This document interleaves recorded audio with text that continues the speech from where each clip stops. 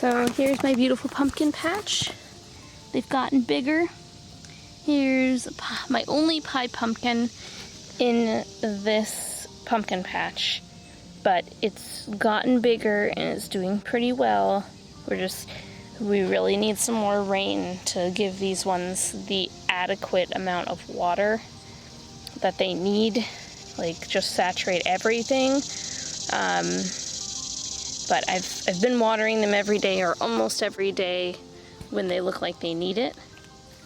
So moving back, we're gonna go over this way. Here's an autumn gold. This would be like a jack-o'-lantern style pumpkin. Also gotten bigger, and it seems to be doing pretty well.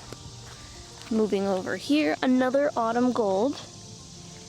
Like I said, jack-o'-lantern style. So once I get pumpkins on there, I'll probably do some videos about them and kind of what I've learned about each of the different kinds of pumpkins.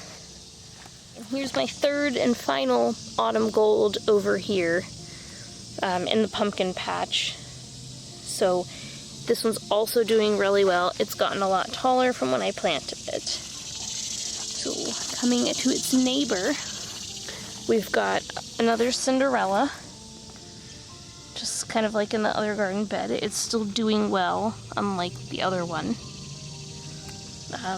Yeah. So I didn't water them this morning, so hopefully that one right there, it will kind of get its green back, so it's starting to turn a little yellow, and I believe when they're yellow, that means they've gotten too much water.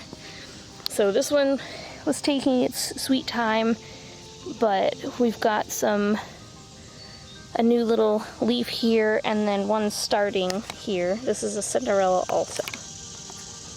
And Cinderellas are also called like Long Island cheeses. Some of them, not all of them, I believe. And same with a fairy tale pumpkin. They're kind of in the same family. Thanks for tuning in to my little baby pumpkin patch, but everything's doing well, and I will see you in a few more weeks when hopefully it's rained a lot and we have a lot more growth to report.